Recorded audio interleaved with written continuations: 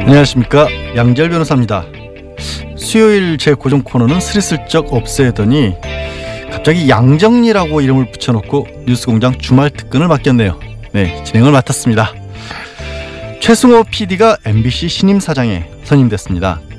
해직된 지 1997일 만에 MBC로 복귀하는 거죠. 해직자 복직 문제가 최 신임 사장의 첫 번째 과제입니다. 지난 2012년이었죠. 파업 과정에서 부당 해고돼서 회사로 돌아가지 못한 MBC 해직자 6명도 신임 사장과 함께 복직한다고 합니다.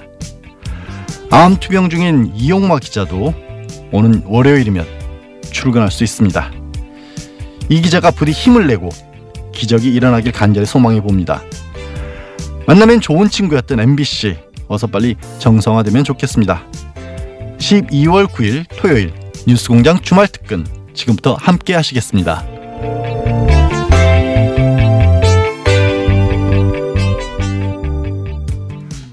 주말 특근에서조차 빠지지 않는 코너죠. 정말 부럽습니다. 이번 주 첫 번째로 보내드릴 순서는요, 정의당 노회찬 원내대표의 노르가즘입니다. 예산안 본회의 처리 직후 12월 6일 수요일 3부에 방송했던 내용인데요. 다시 들어보시겠습니다. 노르가즘 노회찬 원내대표 나오셨습니다. 안녕하십니까? 네, 안녕하십니까? 자, 예산안이 이제 중요한 화제일 수밖에 없고 어제 통과됐기 때문에 오늘 통과됐습니다. 오늘이죠. 새벽에 통과됐으니까 오늘 통과됐고. 근데 나경원 의원이 2부에 잠깐 나오셨는데 이런 항의를 하고 가셨어요.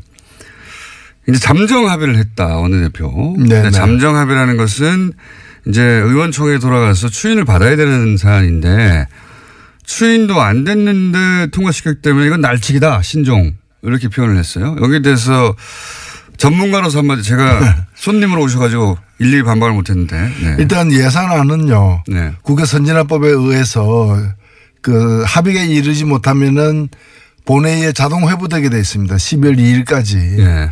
그래서 자동 부의. 12월 1일 날 자동 부의된 상태였고, 이미 12월 1일 날 부의된 상태였고, 이제 수정안이 나왔는데 그 소위 말하는 잠정합의라는 거는 수정안에 대한 잠정합의.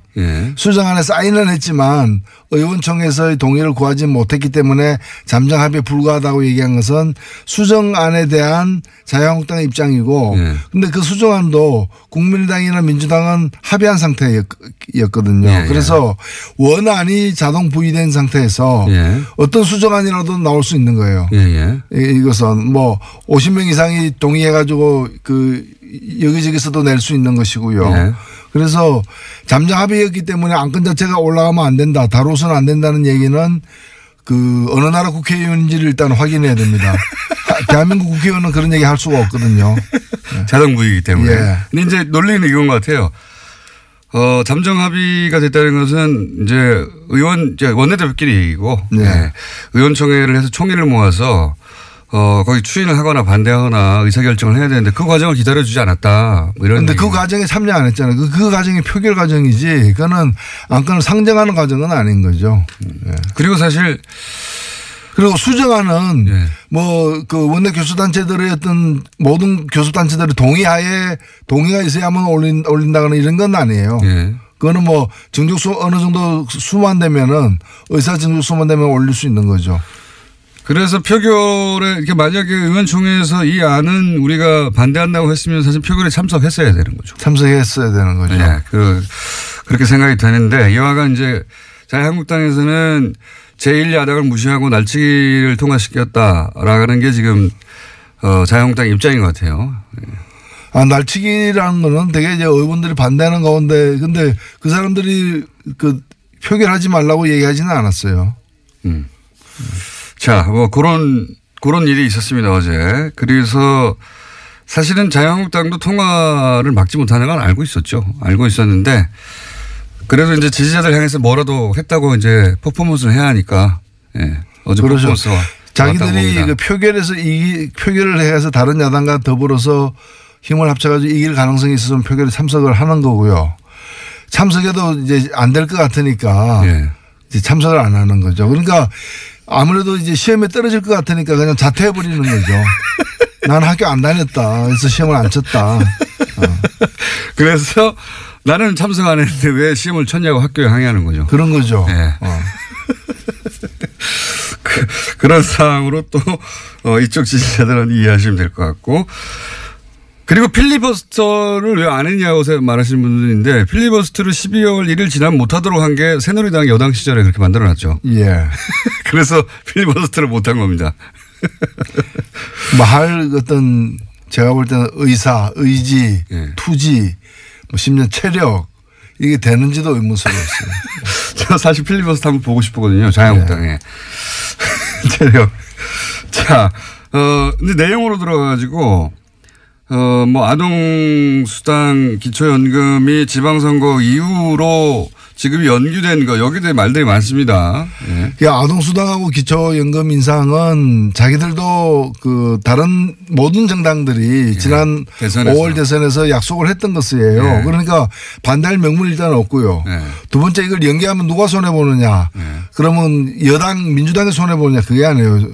이 수당을 받게 돼 있는 사람들이 손해보는 거예요. 그렇죠. 그러니까 국민들의 고통이 더 가중되는 건데 그럼 왜 연기하려고 하느냐. 이걸 갖다가 예정대로 그 애초에 이제 예정했던 것처럼 오늘 통과됐으면 바로 내년부터 시행한다거나 아니면 4월 혹은 뭐 나중에 여당에서 이제 수정안으로 양보한 게 7월부터였는데 그렇게 할 경우에는 지방선거에서 여당에 대한 호감이 높아져 가지고 그러니까. 이제 싫으신다. 아니 그런 식으로 따지면은 근데 결국에는 자기들의 당리당략을 위해서 국민들의 고통을 더 받아라. 그런 셈이죠. 예. 이런 걸 우리가 보통 내자로 뭐라 그러는지 아세요? 민중의 적이라 그럽니다. 그렇잖아요. 민중이 더 고통받아야 자기들이 더 유리해진다면은 그런 위치에 있는 사람들이야말로 민중의 적인 거죠.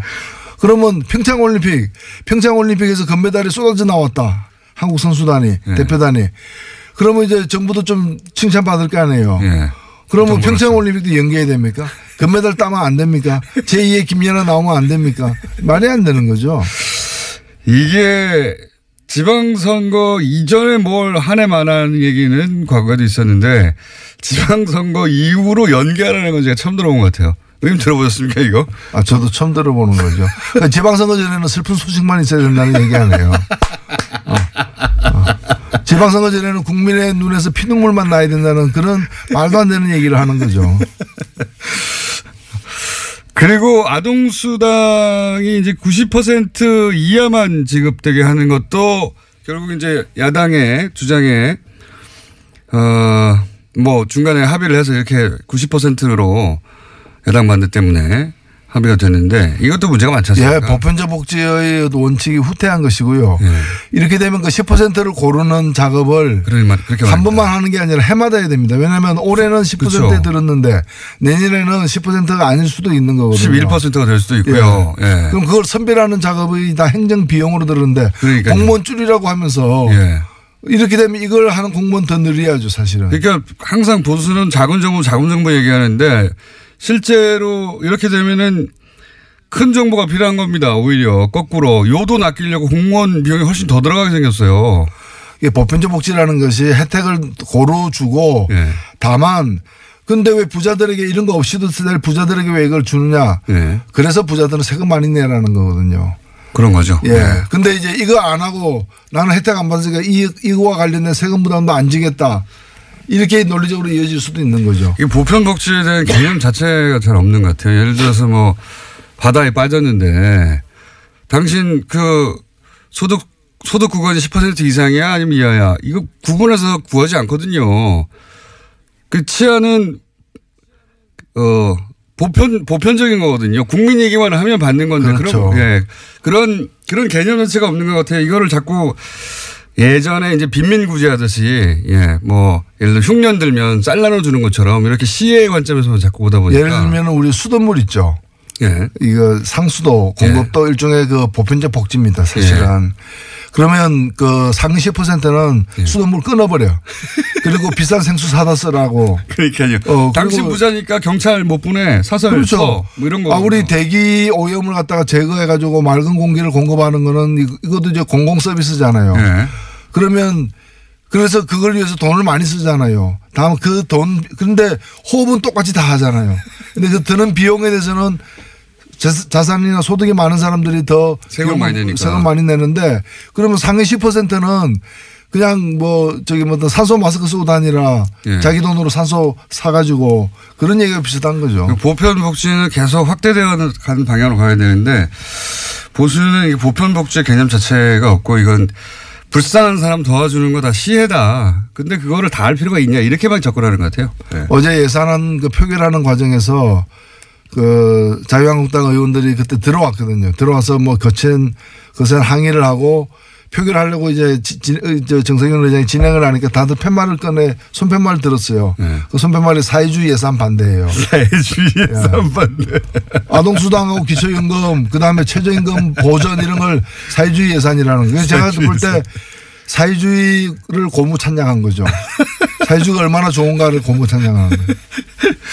아니 그러면 자기들은 공약으로 왜 걸었답니까? 그러니까요. 자기들 공약으로 걸었던 건데 이제 지금 작은 정부 지금 현 정부는 큰 정부 주사파 사회주의 이걸로 이제 프레임 주사파도 고무 찬양한 거죠. 아니 어느 나라에서 주사파가 국민 70% 지지를 받고 있습니까? 그런 프레임 작업을 계속 하고 있는 거죠. 예. 그 연장선상에서 시도를 했는데 뭐 성공적이지는 않은 것 같습니다. 성공적이지는 않은 것 같은데 기본적으로 그 철학이 있고 없고의 문제인 것 같아요. 이걸 국민 모두가 누려야 되는 기본권에 관한 기본권으로 보느냐 아니면 이제 불쌍한 사람만 도와준 불우이웃 돕기냐 이렇게 보는 거죠. 예. 불우이웃 돕기로 보는 것 같아요. 복지를 항상. 자, 불우이웃 돕자 그러면 또 그것도 반대할 거예요. 보편적 복지하니까 그걸 이제 일부만 주자고 한 건데 예. 그러면 일부만 주자 이러면 그것도 반대할 가능성이 있는 거죠. 그러니까 선별 치안, 선별 수도, 선별 경찰이 없듯이 이게 보편적인 기본적인 대한민국의 아이들에게만 하면 누려야 될 기본 선이다. 이걸 정하는 건데 그걸 못하게 하네요. 자, 그런데 이 예산안 통과에는 국민의당이 이제 협조를 해서 국민의당도 얻을 거 얻어갔는데요. 반면에 국민의당의 속사정, 소위 이제 통합, 바른정당의 통합 때문에 벌어지는 속사정은 여전히 변함이 없는 것 같습니다. 이게 결국 안철수 대표는 포기하지 않는 것 같아요. 절대. 예, 그 길로 가는 것 같죠, 이제 무조건. 예. 사실 이 두 당의 연대에 대한 첫 테스트 관문이 어제 오늘 다뤄진 예산안 예. 통과했다고 봅니다. 예. 바른정당은 당론으로 반대했습니다. 그렇죠. 예. 예, 당론으로 반대했고 국민의당 같은 경우에는 당론 찬성을 채택하려고 했는데 예. 그 몇 분이 예. 그 강력하게 좀 반대를 해가지고 당론 찬성은 채택 안 됐지만 실제 표결할 때 보니까 거의 다 뭐 90% 이상이 네. 찬성을 한 표 정도 빠진 것 같은데. 그러면 이제 바른당하고 관계가 뭐냐 이거죠. 정책 연대한다고 했는데 네. 이렇게 정책의 어떤 결정체라고 볼 수 있는 예산안에 대해서 서로 입장이 완전히 어긋나는 상황인데 정책 연대는 뭐냐. 그러니까 참 그 연대라는 것이 정책 연대가 아니라는 얘기죠. 아닌 거죠. 네. 예. 불륜이죠. 그러니까. 예. 어떤 정략적인 목표 때문에 네. 연대를 갖다가 추구하는 것에 다름 아니다 이렇게 보여집니다. 그러면 국민의당 바른당 입장에서는 오히려 이해가는 면이 있습니다. 지금 뭐 교섭단체도 아니고 존재감이 점점 사라지니까 등치를 좀 키워야 되고 그래야지 다시 또 정치 일정 전면에 다시 자기 의사를 반영할 수 있으니까 그건 이해가 가는데 국민의당 안철수 대표가 이렇게 통합에 호남계의 결사적인 반대에도 불구하고 계속 가는 이유는 어떤 정치적 이유라고 보십니까? 저는 바른당만 가지고는 설명이 안 된다고 봅니다. 그렇죠. 바른당과 통합하면은 그 이전까지 보이지 않던 새로운 땅이 보인다라는 네. 어떤 판단을 하고 있는 게 아닌가. 바른당 11명인데 바른당하고 통합하면 기존의 국민의당에서 11명 이상이 나갈 수 있거든요. 그렇죠. 그렇다면 산술적으로 볼 때 별 도움이 안 되는 거죠. 소탐 대실하는 것처럼 보이는데 왜 굳이 이걸 하려고 하느냐. 네. 더군다나 나가려고 하는 사람들 나갈 수도 있는 사람들이 다 호남계란 말이죠. 그러면 그렇죠. 국민의당 베이스가 흔들리는 건데 그래도 상관없다는 거군요 지금. 결국에는 자유한국당에 대한 어떤 네. 관심 자유한국당을 블루오션으로 보고 있는 거다. 네, 바른당을 블루오션으로 보는 게 아니라 그 중간에 징검다리를 보는 것이다. 예, 그런 거죠. 시간이 벌써 다 됐네. 노회찬 대표님하고 얘기를 하다 보면 시간이 금방 와가지고 참. 오늘 꼭 했어야 되는데 못 하신 얘기 있으십니까 혹시? 예. 그 얘기 하시고 가시죠. 예. 이번에 헌법재판소의 판결에 따라서 예. 그동안에 이제 허용되지 않았던 정당 후원금이 예. 이제 허용되거든요. 그거 의미가 뭡니까? 그러니까 정당에게도 공식적인 후원금을. 원래는 의원 개인에게만 냈었는데. 예. 의원 개인에게만 했었는데 이제 정당에도 가능하다. 예, 정당에도 내게 돼 있습니다. 내는 게 가능합니다. 얼마까지 갑니까? 그건 똑같습니다. 500만 원까지 1인당. 500만 원짜리 1인당. 그리고 10만 원까지는 세액공제가 되는. 네, 그대로 돌려받는 거고요. 그 대표님 후원금 다 찼습니까? 예, 찼습니다. 네. 예, 그래서 정의당에도 네. 정의당은 정의에 목마릅니다. 정의당의 정의는 후원금입니다. 네. 정의당은 정의 이전 자금에 목마른 상황이니까 지금 솔직히 그렇습니다. 솔직히 그렇습니다. 예. 정의당의 후원금 낸 만큼 대한민국의 정의가 실현됩니다. 알겠습니다. 정당에도 이제 후원금 가능하답니다. 개인이. 지금까지 정의당의 노회찬 원내대표였습니다. 감사합니다. 네, 감사합니다. 네, 노회찬 대표가 인터뷰 말미에 정당 후원금을 언급하셨죠. 이게 사실 합법적으로 모금할 수 있는 정치자금이었는데 이게 뜬금없이 한나라당 차떼기 파동이 일었던 2006년에 엉뚱하게 이것까지 폐지를 시켰던 겁니다. 그러다가 지난 6월 27일 문재인 대통령이 첫 국무회의에서 이 정당 중앙당 후원회를 부활시키는 내용을 골자로 하는 정치자금법 개정 공판을 의결했고 부활을 시킨 거죠. 이게 어떤 의미냐면 각 정당이 그러니까 개인이 아니라 정당이 중앙당 차원에서 후원금을 모금할 수 있고 또 국민들은 정해진 기준과 방법에 따라서 자기가 원하는 정당이나 정치인에게 합법적으로 정치자금을 기부할 수 있게 된 겁니다. 문재인 대통령도 민주당에 법정 한도액 500만 원을 기부했다고 하는데요. 어떤 정도의 효과가 있을지는 모르겠지만 지도부가 등장해서 홍보 영상까지 찍었습니다. 예, 제법 재미있는 영상들도 많이 있던데요. 정당 후원금에 대해서도 10만 원까지는 연말에 세액공제 받으실 수 있으니까요. 관심 있으신 분들은 기부해 보시는 것도 적극적인 정치 참여 의사인 것으로 보입니다. 아침 교통정보 듣고 이어가겠습니다. 네, 주말 특근 두 번째 순서입니다. 문무일 검찰총장이 적폐청산 수사를 연내 마무리할지도 모르겠다라는 식으로 말씀하셔서 논란이 일었는데요. 박범계 더불어민주당 적폐청산위원장 인터뷰를 그와 관련해서 진행해봤습니다. 12월 7일 목요일 2부에 방송했던 내용 다시 들어보시죠.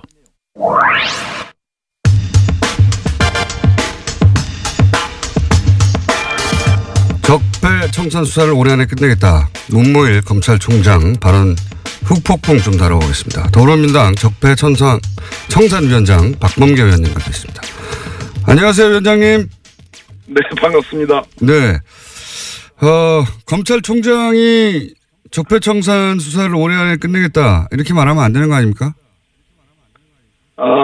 그 뒤에 이제 여러 추가적인 어떤 그 보도에 의해서 다소 이제 그 발언의 진위가 좀 설명이 되긴 했는데요. 네. 문무일 검찰총장의 말씀이 모든 적폐청산과 관련된 수사를 금년 내에 마친다. 이런 의미로는 해석하지는 않습니다. 국정원 TF에서 수사 의뢰된 사건의 가닥은 올해 내로 좀 잡았으면 좋겠다. 그렇게 이해를 하고요. 다소 그 말씀의 진위가 좀 전달되는데 조금 혼선이 있었던 것은 맞는 것 같습니다. 그러면 진위라 하면 위원장님 보시기에는 속도를 내겠다 이런 의미라고 보시는 겁니까? 고충이 좀 있다고 저는 보여지는데요. 아시다시피 일부 언론과 또 이명박 대통령 본인, 전 대통령 본인 또 자유한국당의 정치적 공세, 정치보복 프레임이 있었고요. 또 간과할 수 없는 것은 검찰 내부에 검사장들 일부의 어떤 검찰이 청와대 하명 수사를 따르는 거 아니냐라는 그런 불만들이 있었습니다.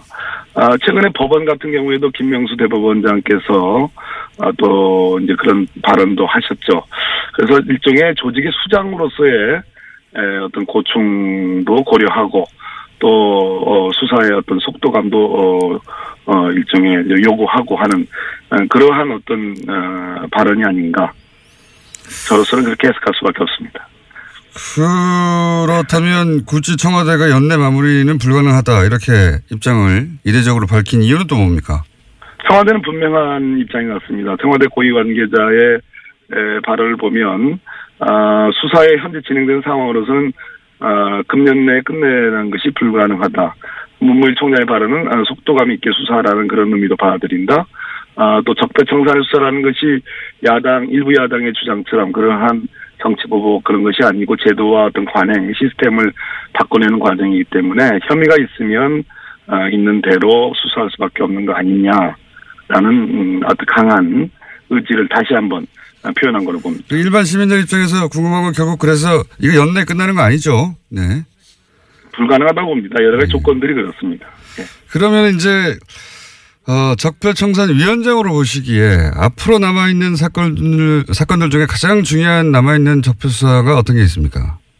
국민의 관심은 뭐니 해도 지금 박근혜 국정농단을 넘어서서 그 원인이 됐던 이명박 정부 당시의 여러 가지 적폐들에 대한 수사인데 그 정점은 이명박 전 대통령 아니겠습니까? 그렇죠. 어떤 방식으로 조사를 할 것이냐. 군사이버사령부 관련해서는 직접적인 그러한 어떤 진술들이 나왔습니다. 김관진이 석방이 됐습니다만 예. 저는 다스 문제라든지 다스 140억이 스위스 계좌에서 다스로 돌려가는 과정은 분명히 불법성이 있는 거고요. 또 제2롯데월드 여러 가지 자원외교 비리, 자원비리 이런 것들은 여전히 수사의 대상으로 남아 있다고 봅니다. 자, 그러면 말씀을 꺼내셨으니까 이왕 연결된 김에 박범계 의원님도 사실은 오래전부터 이 다스 관련해서 자료들을 많이 들여다. 네. BBK, 예. 네. BBK 다 연결되니까요, 결국은. BBK. 네, 그렇습니다. 예. 자료를 오랫동안 보시고 특히 미국 쪽 판사 출신이시다 보니까 그런지 미국 법원에서 나온 자료를 굉장히 면밀히 검토하신 걸로 알고 있는데, 연결된 김에 미국 법원에서 나온 최근의 해석이나 판결이나 중에 주목할 만한 것들이 있습니까? 예, 그렇습니다. 미국에서는 여러 가지 소송들이 있었습니다. 그 중에 특히 제가 지난번에 자금의 흐름 관계는 밝혔고요. 예. 옵셔널 캐피털과 김경준 사이에 미국 캘리포니아 지방법원 소송이 있었는데요. 예.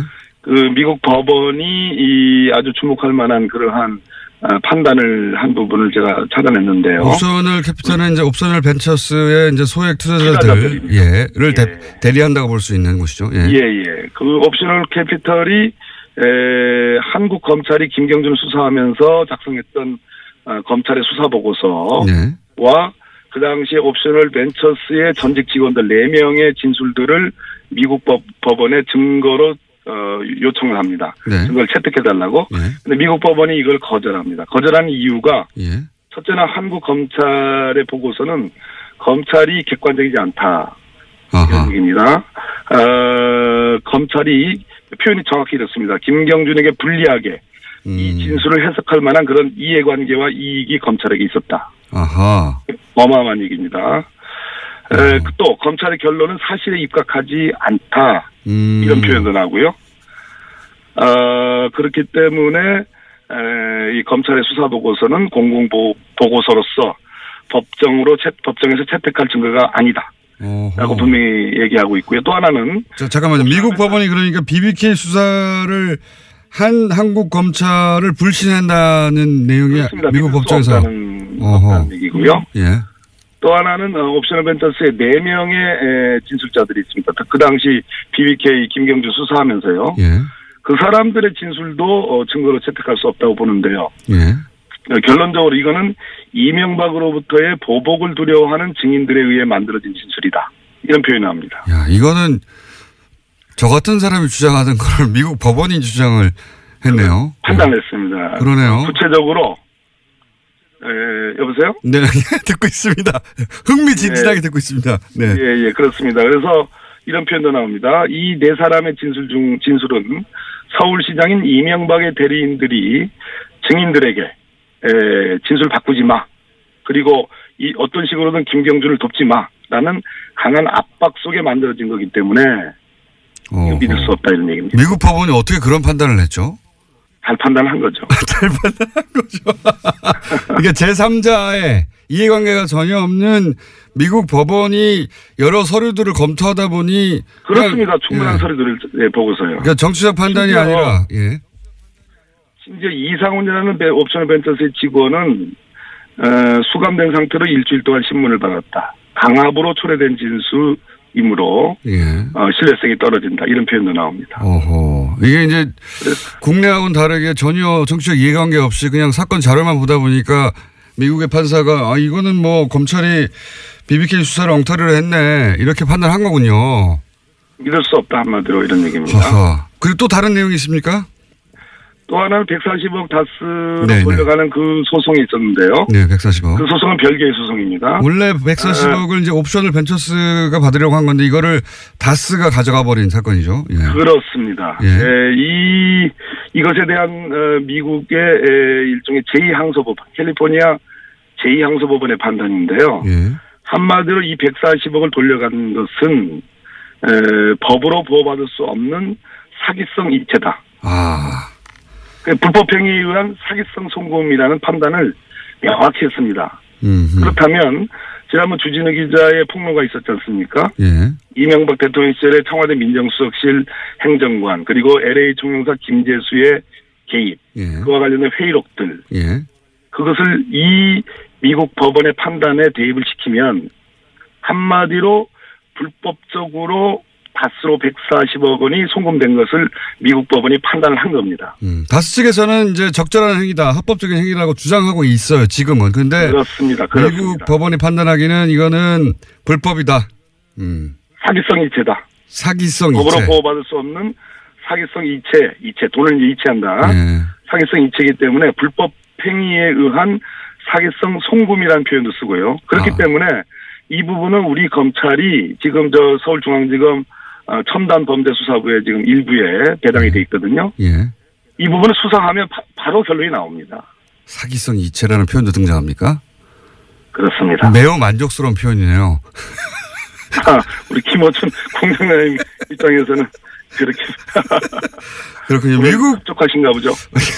미국 법원은 사실 한국에서 일어난 일임에도 불구하고 자료만 가지고도 충분히 그런 결론에 도달해 있군요, 이미. 미국 법원은 전 세계적으로 증거법적으로 가장 거의 완비될 정도로 증거 능력에 관해서는 정말 엄밀하게 보는 법원입니다. 의원님도 만족스러우시겠습니다. 네. 의원님도 오랫동안 이 사건을 들여다보신 걸로 아는데. 결론적으로 문무일 검찰총장께서 어젠가 서울중앙지검 3차장 한동훈 3차장과 지금 이 다스 사건이 지금 배당되어 있는 첨단범죄수사 1부 신봉수 부장을 대검으로 불렀습니다. 저는 이것을 주목하고 있습니다. 그렇기 때문에 문무일 검찰총장께서 너무 노심초사하지 마시고 성역 없이 이 부분에 대한 수사를 지시하는 것이 저는 정도가 아닌가 그런 말씀드립니다. 오늘은 여기까지 듣겠습니다. 오늘 말씀 감사합니다. 네, 감사합니다. 지금까지 더불어민주당 적폐청산위원장 박범계 의원이었습니다. 네, 적폐 수사라는 게 과연 연내 마무리하는 것, 시점을 두고 하는 것이 가능할까요?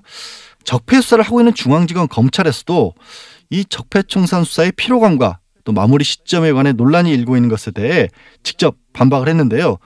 수사를 진행한 지 불과 3개월밖에 되지 않았다라는 겁니다.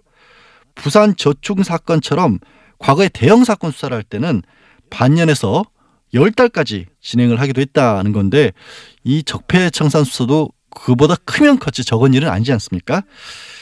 적폐 수사 시기가 아닙니다. 얼마나 실체를 제대로 규명해낼 수 있느냐 하는 것이 문제이고 관건입니다.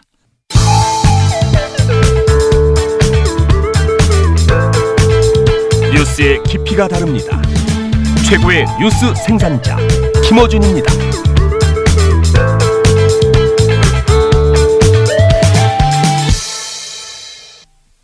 네, 12월 7일 목요일이었죠. 이것만은 알아야 할 아침 뉴스 이알류 시간에 김어준 공장장이 댓글을 동원한 여론 왜곡 작업이 여전히 계속되고 있다라는 의혹을 직접 제기했습니다. 7일 방송 내용 먼저 들어보시겠습니다. 제가 댓글 부대 아직도 운영된다 이야기 여러 번 했거든요. 근데 이제 반신반의하셨던 분들이 많을 거예요. 제가 오늘은 좀 더 구체적인 증거에 해당되는 정황을 거의 증거라고 봅니다. 말씀드리면 지금 네이버에 가서 옵션 열기라고 치고 실시간 검색을 탁 클릭하면 각종 기사에 달린 댓글들 중에 옵션 열기라는 단어가 포함된 댓글들이 주르륵 나옵니다. 이게 전부 다 댓글 부대가 쓴 댓글이에요.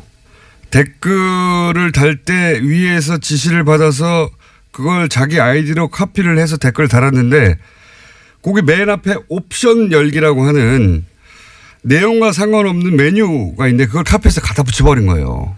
그게 여전히 지금 오늘도 달려있는 것들을 볼 수 있어요. 제가 오래전부터 봐왔는데 이걸로 몇 가지를 알 수 있어요. 이제는 댓글 부대 전용 프로그램이 있는 거예요.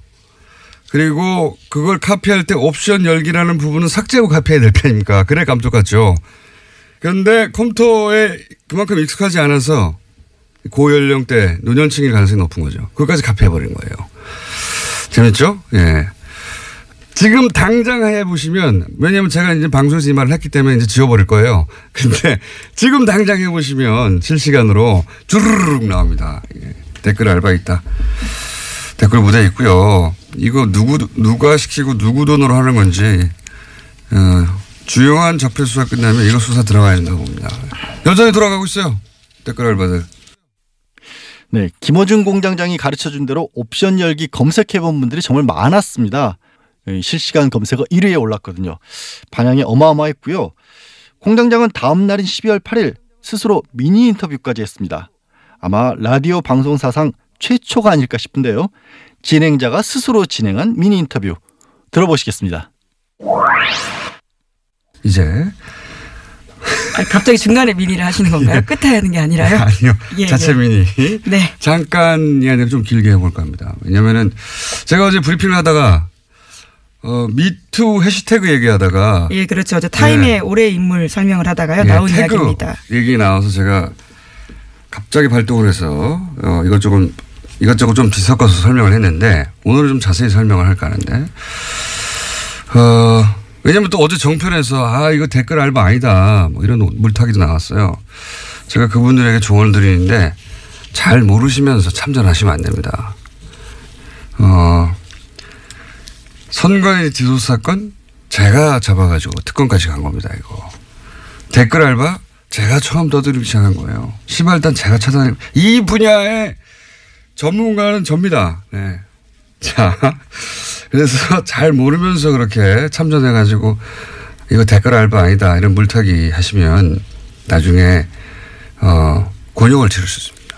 자, 우선 자세히 제가 설명드릴게요. 어제는 제가 짧게 얘기했는데 이 댓글 부대는 우선 네이버가 활동 베이스로 봅니다.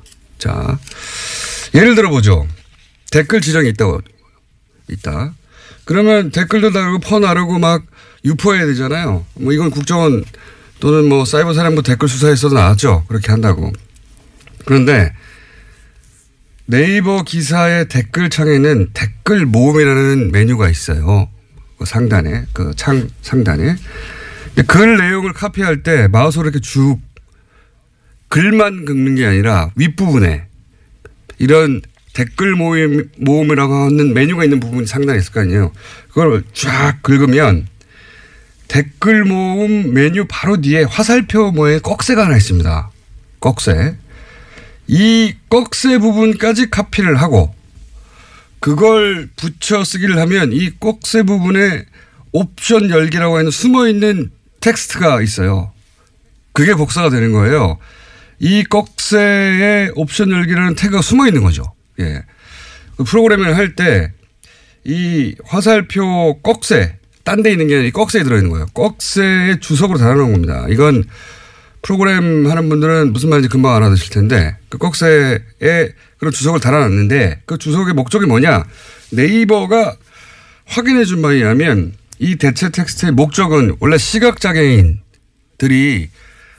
보질 못하잖아요. 화면을. 그러면 그 스크린 리더라는 게 있어요. 시각장애인들이 화면에 뭐가 있는지 읽어주는 거죠. 인터넷을 사용할 수 있게.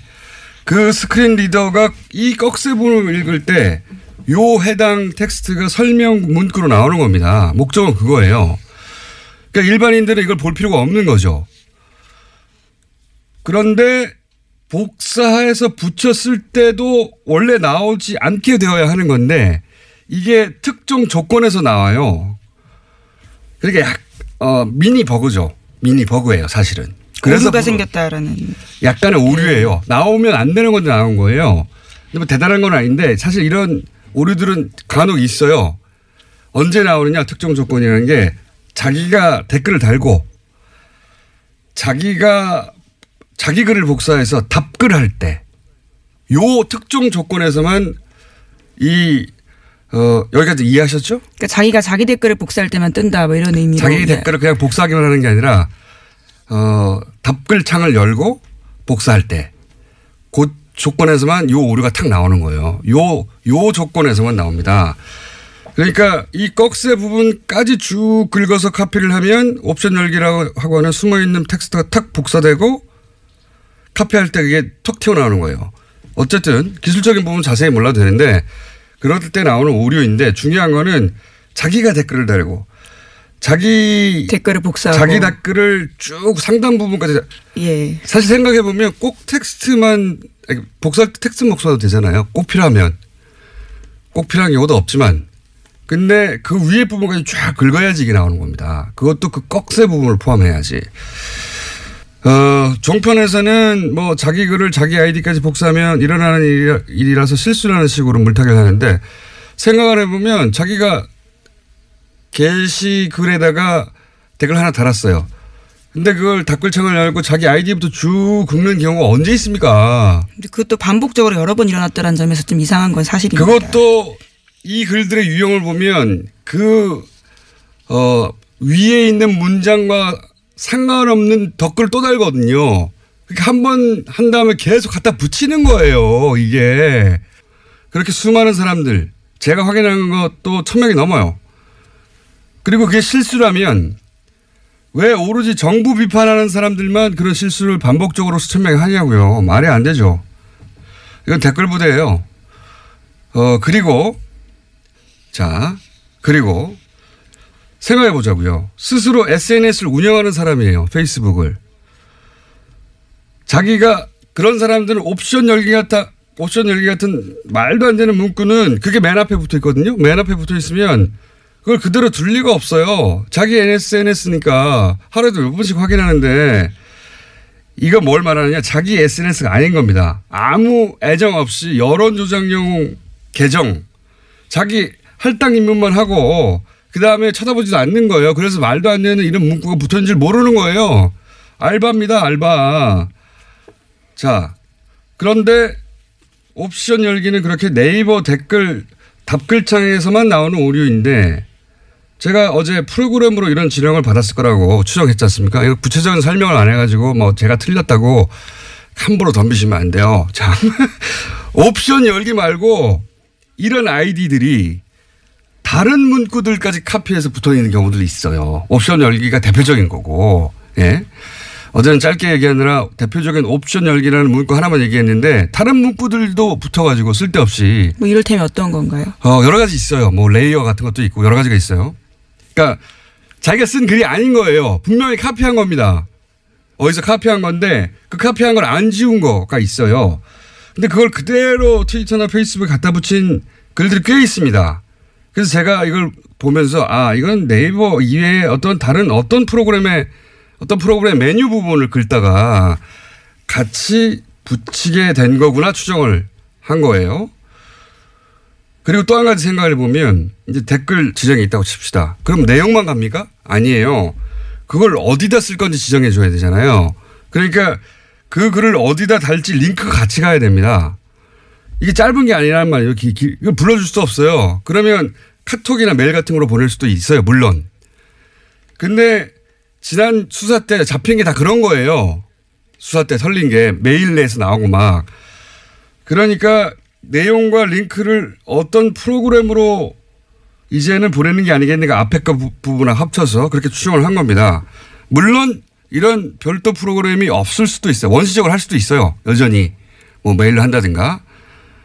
프로그램이 없을 가능성도 있는데 프로그램이 있을 거라는 추정한 것은 그런 근거에 해서 한 것이고 근데 프로그램이 있냐 없냐는 본질이 아니에요. 그것도 제가 계속 추적해 보고 싶은데 중요한 건 이 옵션 열기 댓글 부대가 현재도 돌아가고 있다. 그런 정황이 명백하다. 그런데 옵션 열기라고 하는 실수 없이 유포된 건 얼마나 더 많겠는가. 예. 여기가 끝이 아닙니다. 너무 긴가요? 네. 왜냐하면은 자꾸 이렇게 어설프게 덤벼가지고 댓글 부대인 정황을 좀 더 얘기해 볼게요. 제가 어제 방송한 직후에 이건 제 머리 싸움이 당한 겁니다. 이거 댓글 부대 운영하는 사람들이 제가 방송을 하자마자 옵션 열기에 붙어 있는 수많은 댓글들이 신속하게 삭제됐어요. 자, 꽤 삭제됐다 그러더라고요. 제가 확인한 것만 해도 몇백 건이 넘어요. 뭐 몇천 건이 넘을 겁니다. 엄청나게 많아요. 원래 있던 거 거의 다 없었어요. 검색하면 안 나와요 이제. 그런데 이게 단순 실수다. 그러면 그 단순 실수한 사람들이 하필이면 그 시간에 다 실시간으로 뉴스 공장을 듣다가 한꺼번에 다 같이 게시판에 가가지고 나의 실수를 다 지워야 돼. 다 없애버렸다. 이것도 말이 안 되는데 단순 실수인데 그걸 왜 지웁니까? 내 실수했구나 하고 말지. 더구나 여기가 제가 보기에는 이 한꺼번에 지운 거는 실수예요. 저의 머리 싸움이 당했다. 그럴 줄 알았어요. 그리고 댓글만 지운 게 아니에요. 나 이럴 줄 알았어. 아이디도 없애버렸어요. 아니 실수 좀 했다고 자기 아이디를 자기가 없앱니까? 네, 하지만 실시간 캡처본들이 요새 돌아다니고 있어서요. 그 내용들과 아이디가 남아있긴 합니다. 옵션 열기했던 아이디 확인해보세요. 이것도 실수예요. 이거 왜 다 지우냐고. 놀라서 지운 거예요. 방송하니까. 그리고 또 있습니다. 보통은 기사가 메인이 노출이 돼야 댓글이 달리죠. 어딘지 모르니까 일반인들은. 근데 저는 오래전부터 요거는 댓글 부대가 관심이 많겠는데 하는 기사가 뉴스가 있으면은 원래 뭐 수십 개 관련 기사가 있잖아요. 저는 그 수십 개를 다 클릭해 봅니다. 댓글이 어떻게 달렸는가 일부러 보려고. 그런데 그러다 보면 아직 메인에 안 걸렸는데 옵션 열기가 간혹 붙어 있는 게 있어요. 그러니까 그리고 나서 이 옵션 열기가 붙어 있는 수십 개 수백 개의 글 기사 중에 하나는 어김없이 그 기사가 메인에 걸립니다. 그래서 제가 항상 의아했던 것은 그걸 몇 번 본 적이 있거든요. 그러니까 메인에 떠서 작업을 한 게 아니라 작업이 먼저 있고 그게 메인에 뜨는 경우 아니 이 댓글 작업자는 메인에 걸릴 줄 어떻게 알았을까? 개인적으로 가장 이상하게 생각했던 케이스들인데 종합적으로 여전히 댓글 부대는 여전히 운영된다 얘기를 하고요. 그리고 잘 모르시면 여기에 참전을 하시면 안 됩니다. 제가 이 분야의 전문가입니다. 오늘은 미니 여기까지 할게요. 또 다른 미니가 아닌 것 같은데요. 제가 진행자가 된 것 같고요. 어제 이제 제가 떡밥을 던졌더니 와르르 물어가지고 반가워서 이 미니를 할 사람이 없어요 국내에. 그래서 자체 미니를 제가 좀 길게 하고 시간을 다 먹었네요 제가. 네. 어쨌든 어제 당황했을 거예요 이 댓글 부대. 아이디도 막 삭제하고 댓글도 삭제하고 난리가 났던데. 조직과 예산이 확인되면 더더욱 이제 좋을 것으로 보이는데요. 쉽지 않을 거라고 봅니다. 아웃소싱한 것 같아요. 국정원 직원이 직접 이런 바보 같은 짓을 했을 거라고 저는 보지는 않습니다. 어디 있다. 뭐 이런 추정들이 확인되기 위해서는 외부 공장이 있다고 제가 봅니다. 제가 댓글 부대 개인 스토커예요. 또 민의를 하셔야 될 것 같은데요. 아니 뭐 이제 여기에 대한 대응이 나오면 또 다시 제가 민의를 길게 야금야금 하겠습니다. 여기까지만 일단 하죠. 정말 이 공장장의 옵션 열기 문제 제기 이후에 TBS 홈페이지와 앱이 다운이 됐습니다. 그리고 나서도 하루 종일 이 실시간 검색어 상위권을 지켰는데 청취자분들 반응도 정말 뜨거웠습니다. 직접 댓글 찾기에 나서기도 했던 모양이에요. 2946번님 어제 옵션 열기 댓글 찾아보느라 바빴네요. 박은주님 실시간으로 옵션 열기 테스트 해보았는데 맞군요. 김어준 공장장 전문성 대단이라는 문자 주셨습니다. 관련 보도가 잇따랐고 TBS로 관련 제보도 속속 도착하고 있는데요. 디지털 시대에 적응하지 못하는 낡은 사고방식을 가진 사람들이 아직도 엉뚱한 짓을 벌이고 있다는 거죠. 댓글을 통한 여론 왜곡 정말로 진행되고 있는지 규명해야 할 것입니다. 네, 아침 교통정보 듣고 이어가겠습니다. 네, 뉴스공장 주말 특근이 동시간대 라디오 청취율 1위라는 사실 알고 계신가요? 주말 특근도 1위라는 뜻입니다. 물론 평일 아침 방송되는 김어준 뉴스공장은 2자리 청취율을 달성했습니다. 김어준 공장장과 뉴스공장 제작진이 청취율 10%를 넘으면 하와이 여행을 보내주겠다고 약속했던 TBS 대표분께 항의를 하고 있다고 하는데요. 심지어 지난주에는 한 청취자께서 이 대표에게 하와이행을 촉구하는 내용 증명까지 보냈다고 합니다. 정말 뉴스공장은 청취자 여러분께서 만들어주신 겁니다. 그나저나 정차영 대표님 내용 증명에 대한 답을 아직도 안 하고 계신다고요? 또 큰 성과가 있죠. 김어준 뉴스공장이 팟캐스트 다운로드 수 누적 10억 건 돌파를 앞두고 있습니다. 전부 말씀드린 것처럼 청취자 여러분의 성원 덕분입니다. 김어준 공장장은 그래도 고개 하나 끄떡 안 할 사람이니까 제가 대신 감사드리겠습니다. 청취자 여러분 고맙습니다. 뉴스공장 주말 특근 오늘 준비한 순서는 여기까지고요. 언제일진 모르지만 조만간 다시 나타납니다. 저는 고맙습니다.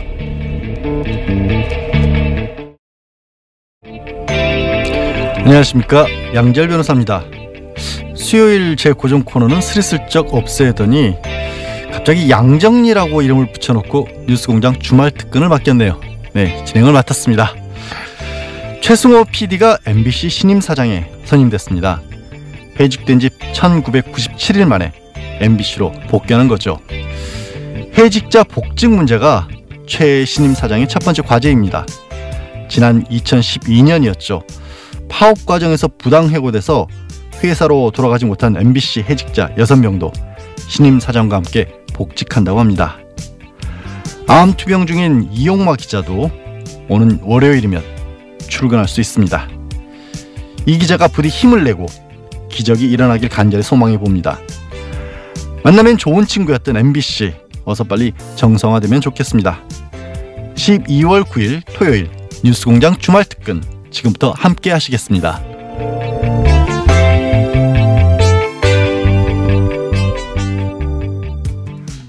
주말 특근에서조차 빠지지 않는 코너죠. 정말 부럽습니다. 이번 주 첫 번째로 보내드릴 순서는요, 정의당 노회찬 원내대표의 노르가즘입니다. 예산안 본회의 처리 직후 12월 6일 수요일 3부에 방송했던 내용인데요. 다시 들어보시겠습니다. 노르가즘 노회찬 원내대표 나오셨습니다. 안녕하십니까? 네, 안녕하십니까? 자, 예산안이 이제 중요한 화제일 수밖에 없고 어제 통과됐기 때문에 오늘 통과됐습니다. 오늘이죠. 새벽에 통과됐으니까 오늘 통과됐고. 근데 나경원 의원이 2부에 잠깐 나오셨는데 이런 항의를 하고 하셨어요. 이제 잠정 합의를 했다, 원내대표. 네. 잠정 합의라는 것은 이제 의원총회에 돌아가서 추인을 받아야 되는 사안인데 추인도 안 됐는데 통과시켰기 때문에 이건 날치기다, 신종, 이렇게 표현을 했어요. 여기에 대해서 전문가로서 한마디, 제가 손님으로 오셔가지고 일일이 반박을 못했는데. 네. 일단 예산안은요, 네, 국회 선진화법에 의해서 그 합의가 이르지 못하면은 본회의에 자동 회부되게 돼 있습니다. 12월 2일까지. 네. 그래서 자동 부의. 12월 1일 날 자동 부의된 상태였고, 이미 12월 1일 날 부의된 상태였고, 이제 수정안이 나왔는데 그 소위 말하는 잠정합의라는 거는 수정안에 대한 잠정합의. 수정안에 사인은 했지만 의원총회에서의 동의를 구하지 못했기 때문에 잠정합의에 불과하다고 얘기한 것은 수정안에 대한 자유한국당의 입장이고, 근데 그 수정안도 국민의당이나 민주당은 합의한 상태였거든요. 그래서 원안이 자동 부의된 상태에서 어떤 수정안이라도 나올 수 있는 거예요. 이것은 뭐 50명 이상이 동의해가지고 그 여기저기서도 낼 수 있는 것이고요. 그래서 잠정 합의였기 때문에 안건 자체가 올라가면 안 된다, 다뤄서는 안 된다는 얘기는 그 어느 나라 국회의원인지를 일단 확인해야 됩니다. 대한민국 국회의원은 그런 얘기 할 수가 없거든요. 자동 부의이기 때문에. 근데 이제 논리는 이건 것 같아요. 잠정 합의가 됐다는 것은 이제 원내대표끼리 얘기고, 의원총회를 해서 총의를 모아서 거기 추인을 하거나 반대하거나 의사결정을 해야 되는데 그 과정을 기다려주지 않았다. 뭐 이런. 그런데 그 과정에 참여 안 했잖아요. 그 과정이 표결 과정이지 그거는 안건을 상정하는 과정은 아닌 거죠. 네. 그리고 사실 그리고 지방선거 이전에 뭘 한 해 만한 얘기는 과거에도 있었는데 지방선거 이후로 연기하라는 건 제가 처음 들어본 것 같아요. 의원님 들어보셨습니까 이거? 저도 처음 들어보는 거죠. 그러니까 지방선거 전에는 슬픈 소식만 있어야 된다는 얘기 아니에요. 지방선거 전에는 국민의 눈에서 피눈물만 나야 된다는 그런 말도 안 되는 얘기를 하는 거죠. 그리고 아동수당이 이제 90% 이하만 지급되게 하는 것도 결국 이제 야당의 주장에 뭐 중간에 합의를 해서 이렇게 90%로 야당 반대 때문에 합의가 됐는데 이것도 문제가 많지 않습니까? 예, 보편적 복지의 원칙이 후퇴한 것이고요. 예.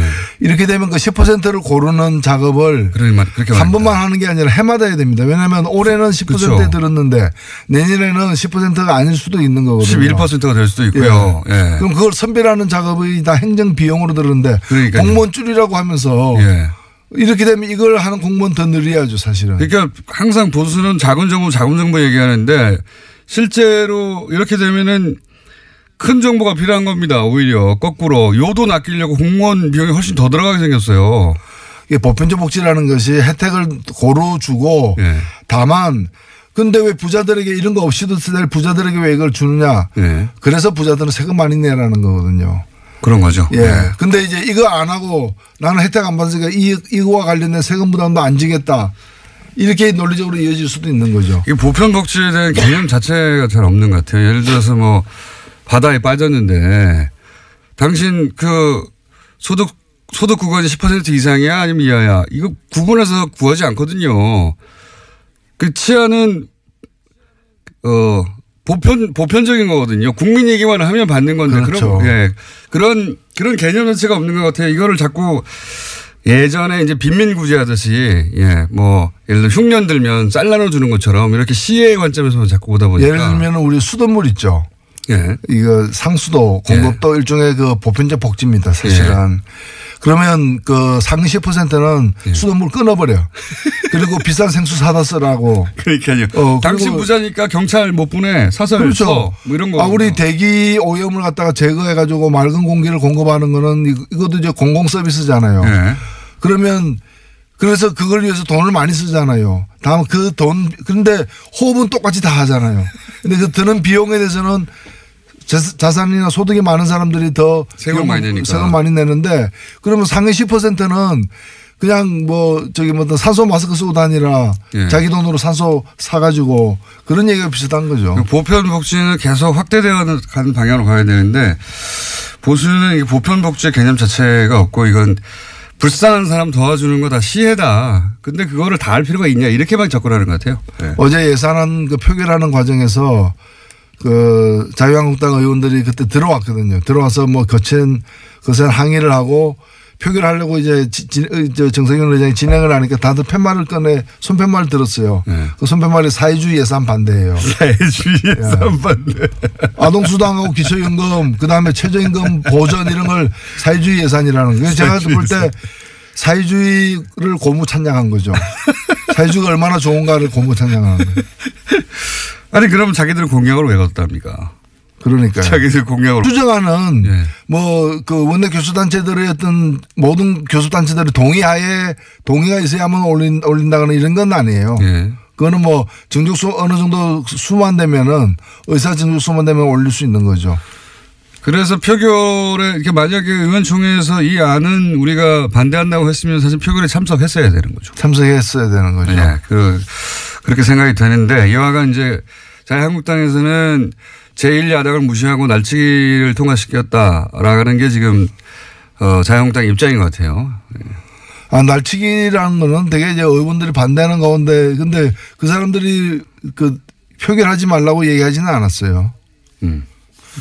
자, 뭐 그런 일이 있었습니다 어제. 그래서 사실은 자유한국당도 통과를 막지 못하는 건 알고 있었죠. 알고 있었는데 그래도 이제 지지자들 향해서 뭐라도 했다고 이제 퍼포먼스를 해야 하니까 어제 그렇죠. 퍼포먼스가 자기들이 그 표결을 해서 다른 야당과 더불어서 힘을 합쳐가지고 이길 가능성이 있어서 표결에 참석을 하는 거고요. 참석해도 이제 안 될 것 같으니까 예. 이제 참석을 안 하는 거죠. 그러니까 아무래도 이제 시험에 떨어질 것 같으니까 그냥 자퇴해버리는 거죠. 나는 학교 안 다녔다. 그래서 시험을 안 쳤다. 그래서 나는 참석 안 했는데 왜 시험을 쳤냐고 학교에 항의하는 거죠. 그런 거죠. 네. 그런 상황으로 또 이쪽 지지자들은 이해하시면 될 것 같고.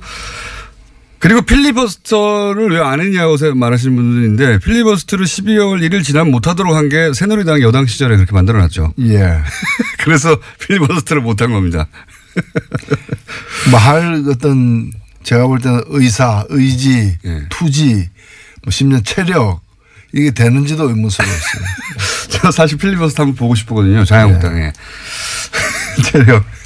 자, 근데 내용으로 들어가가지고 뭐 아동수당 기초연금이 지방선거 이후로 지금 연기된 거 여기에 대해 말들이 많습니다. 예. 아동수당하고 기초연금 인상은 자기들도 그 다른 모든 정당들이 예. 지난 대선에서. 5월 대선에서 약속을 했던 것이에요. 예. 그러니까 반대할 명분이 일단 없고요. 예. 두 번째 이걸 연기하면 누가 손해보느냐. 예.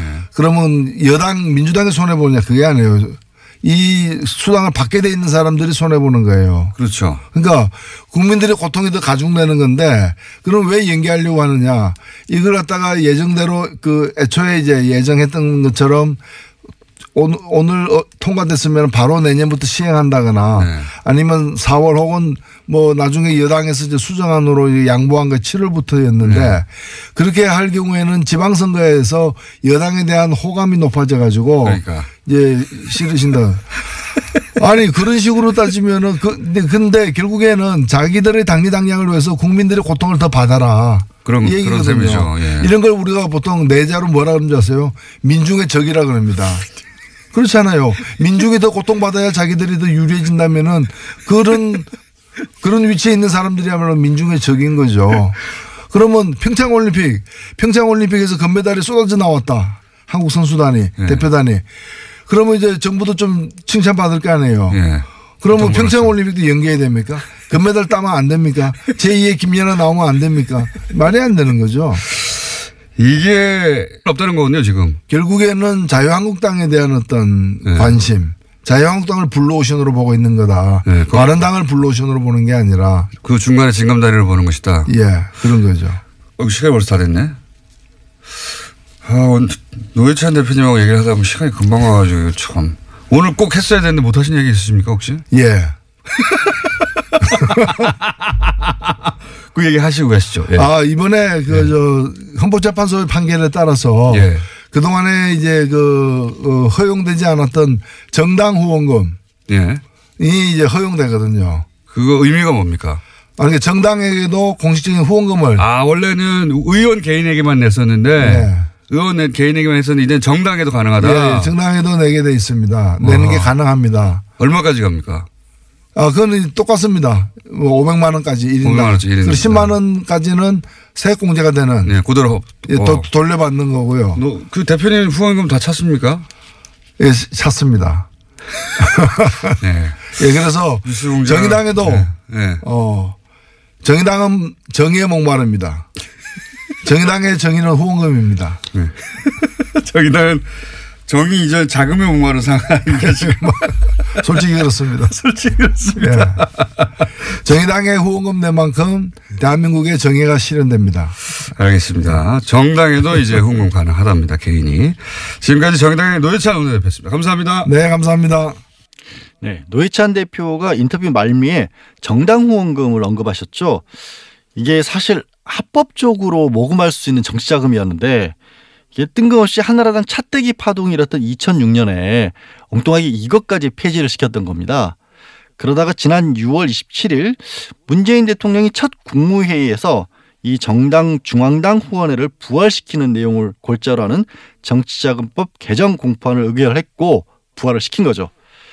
이게 어떤 의미냐면 각 정당이 그러니까 개인이 아니라 정당이 중앙당 차원에서 후원금을 모금할 수 있고 또 국민들은 정해진 기준과 방법에 따라서 자기가 원하는 정당이나 정치인에게 합법적으로 정치자금을 기부할 수 있게 된 겁니다. 문재인 대통령도 민주당에 법정 한도액 500만 원을 기부했다고 하는데요. 어떤 정도의 효과가 있을지는 모르겠지만 지도부가 등장해서 홍보 영상까지 찍었습니다. 예, 제법 재미있는 영상들도 많이 있던데요. 정당 후원금에 대해서도 10만 원까지는 연말에 세액공제 받으실 수 있으니까요. 관심 있으신 분들은 기부해 보시는 것도 적극적인 정치 참여 의사인 것으로 보입니다. 아침 교통정보 듣고 이어가겠습니다. 네, 주말 특근 두 번째 순서입니다. 문무일 검찰총장이 적폐청산 수사를 연내 마무리할지도 모르겠다라는 식으로 말씀하셔서 논란이 일었는데요. 박범계 더불어민주당 적폐청산위원장 인터뷰를 그와 관련해서 진행해봤습니다. 12월 7일 목요일 2부에 방송했던 내용 다시 들어보시죠.